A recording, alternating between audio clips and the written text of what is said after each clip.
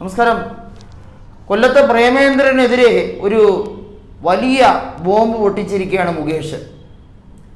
പ്രേമേന്ദ്രൻ വലിയ വാഗ്മിയാണ്. പാർലമെന്റിൽ ഡയലോഗൊക്കെ പറയുമ്പോൾ എല്ലാവരും ഇങ്ങനെ വളരെ സ്തംഭിച്ചിരിക്കുന്നു എന്നൊക്കെ പറഞ്ഞ് ജനങ്ങളെ ആവേശഭരിതരാക്കി വീണ്ടും കൊല്ലത്ത് ജയിക്കാനുള്ള അദ്ദേഹത്തിൻ്റെ പ്ലാൻ മുളയുന്നേ അങ്ങ് നുള്ളി കളഞ്ഞിരിക്കുകയാണ് മുകേഷ് സ്ഥാനാർത്ഥിയായ നിമിഷം മുതൽ തന്നെ പ്രേമേന്ദ്രന് ഒരു ഭയം ചെറുതായി ഉണ്ട്. കാരണം ഒന്നാമത്തെ കാര്യം, മുകേഷ് കൊല്ലം ടൗണിൽ നിന്ന് ജയിച്ച വ്യക്തിയാണ്, 2 തവണ MLA ആയ വ്യക്തിയാണ്. അദ്ദേഹത്തിനെ തോൽപ്പിക്കാൻ ഒരുപാട് ശ്രമം കഴിഞ്ഞ നിയമസഭാ തിരഞ്ഞെടുപ്പിൽ നടത്തി, വ്യാജ പ്രചരണം വരെ നടത്തി. നമുക്കറിയാം, കൊല്ലത്ത് പ്രേമേന്ദ്രന്റെ തെരഞ്ഞെടുപ്പിന് ചുക്കാൻ പിടിച്ചിരിക്കുന്നത് പഴയ DCC പ്രസിഡന്റ് ആയിട്ടുള്ള ബിന്ദു കൃഷ്ണയാണ്. ഈ ബിന്ദു കൃഷ്ണ ആറ്റെങ്കിൽ മത്സരിച്ച് 8 നിലയിൽ പൊട്ടിയ ഒരു സ്ഥാനാർത്ഥിയാണ്. നമുക്കറിയാം, 2014 സമ്പത്തിന്റെ കൂടെ ആ ബിന്ദു കൃഷ്ണ ഒരു ഡയലോഗ് ഇതിനോടകം തന്നെ ഒരു ചാനൽ ചർച്ചയ്ക്കിടയിൽ അരുൺകുമാറുമായി ബന്ധപ്പെട്ട് നടത്തി. എല്ലായിടത്തും പ്രേമേന്ദ്രന്റെ മറിമായമാണ്, പ്രേമേന്ദ്രനെയാണ് എല്ലായിടത്തും ആളുകൾ കാണുന്നത്, അതുകൊണ്ട് തന്നെ പ്രേമേന്ദ്രനെ ജയിപ്പിക്കേണ്ടത് കൊല്ലത്തിന്റെ ഉത്തരവാദിത്തമാണെന്നൊക്കെ പറഞ്ഞ് തട്ടിവിട്ടു. പക്ഷെ എന്ത് പറയാൻ, അത് അവസാനം സ്വയം പരിഹാസ്യമാവുന്ന രീതിയിലേക്ക് ബിന്ദു കൃഷ്ണയ്ക്ക് ആ വാക്കുകളെല്ലാം തന്നെ തിരിച്ചടിച്ചു. അഥവാ പ്രേമേന്ദ്രന് തന്നെ അത് കൊണ്ടുവന്നുള്ളതാണ്. പ്രേമേന്ദ്രന്റെ ട്രാക്ക് റെക്കോർഡിൽ നോക്കിയാൽ അദ്ദേഹം തെരഞ്ഞെടുപ്പ് കാലഘട്ടത്തിൽ നിന്നപ്പോഴൊക്കെ ഇടതുപക്ഷത്തിന്റെ കൂടെ നിന്നപ്പോൾ കിട്ടിയ ചില നേട്ടങ്ങൾ, മികച്ച മന്ത്രി എന്ന രീതിയിൽ അദ്ദേഹം പേരെടുത്തു എന്ന് പറയുമ്പോഴും അത് VS സർക്കാരിന്റെ ഭാഗമായി ജലവകുപ്പ് കൈകാര്യം ചെയ്തപ്പോൾ ഉണ്ടായിരുന്ന നേട്ടമായിരുന്നു എന്നുള്ളത് എല്ലാവരും പറഞ്ഞു.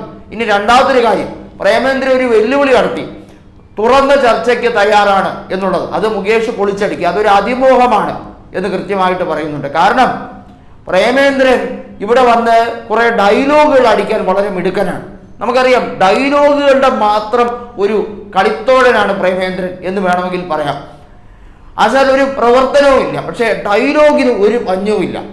അതായത് നമ്മൾ ഈ ലാംഗ്വേജ് പഠിക്കുമ്പോൾ ഡയലോഗ് എന്ന് പറഞ്ഞാൽ 2 പേര് തമ്മിലുള്ള സംഭാഷണം എന്നാണ് പറയുന്നത്. പക്ഷേ സിനിമകളിലും നാടകങ്ങളിലും ഒക്കെ നെടുനീളനുള്ള പ്രസംഗങ്ങളെ നമ്മൾ ഗ്രാമഭാഷയിൽ ഡയലോഗ് എന്ന് തന്നെയാണ് പറയുന്നത് സ്ഥിരമായിട്ട്. നമുക്കത് അറിയാവുന്ന കാര്യമാണ്.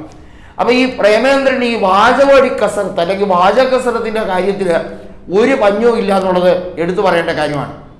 അത് തന്നെയാണ് എല്ലായിടത്തും കാണിച്ചുകൊണ്ടിരിക്കുന്നത്. സംഘപരിവാറിൻ്റെ വോട്ട് വാങ്ങി ജയിക്കുക എന്നുള്ളതും സംഘപരിവാറിൻ്റെ മന്ത്രിസഭയിൽ ഒരു മന്ത്രിയാവുക എന്നുള്ളതും ചിരകാല സ്വപ്നമായി കൊണ്ടു നടക്കുന്ന നമ്മുടെ പ്രേമേട്ടന് എങ്ങനെയും കൊല്ലത്ത് ജയിക്കേണ്ടത് ആവശ്യമായി മാറിക്കഴിഞ്ഞിരിക്കുന്നു.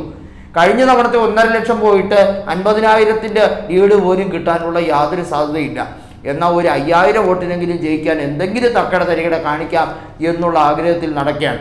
നമുക്കറിയാം, ഇടതുപക്ഷത്തിന് തന്നെയാണ് കൊല്ലത്തുള്ള എല്ലാ മണ്ഡലങ്ങളിലും അപ്പർ ഹാൻഡ് ഉള്ളത്. കൊല്ലം ലോക്സഭാ മണ്ഡലത്തിന്റെ കീഴിലുള്ള 7 നിയോജക മണ്ഡലങ്ങളിലും പരിശോധിച്ചാൽ നമുക്കറിയാം, 7 ഇടതുപക്ഷത്തിന് തന്നെയാണ് അപ്പർ ഹാൻഡ്. അത് പാർലമെന്റിൽ പ്രേമേന്ദ്രൻ വരുമ്പോൾ അത്ഭുതമായി മറിമായമായി മാറും എന്ന് വിചാരിക്കുന്നവർക്കൊക്കെ കണക്ക് തെറ്റിയിരിക്കുകയാണ്. പ്രേമേന്ദ്രന് ഒരിക്കലും നഷ്ടം വരില്ല എന്നുള്ളത് അവിടുത്തെ ആളുകൾ ആരെങ്കിലും അദ്ദേഹത്തിൻ്റെ അനുയായികൾ വിചാരിക്കുന്നെങ്കിൽ അത് അസ്ഥാനത്ത് വരച്ച വരയാണ്. മുകേഷിൻ്റെ വിജയം അവിടെ തുടങ്ങിക്കഴിഞ്ഞിരിക്കുന്നു. കൊല്ലത്തും ചടയമംഗലത്തും അതുപോലുള്ള എല്ലാ സമസ്ത മേഖലകളിലും ആധിപത്യം ഉറപ്പിച്ചിരിക്കുന്നു. ഇരവിപുരത്തും എല്ലാം വലിയ രീതിയിലുള്ള മുന്നേറ്റം മുകേഷിന് കിട്ടും. മുകേഷിൻ്റെ ഗ്രാഫ് തന്നെ ഉയർന്നു കഴിഞ്ഞിരിക്കുന്നു എന്ന് പറയേണ്ടി വരും.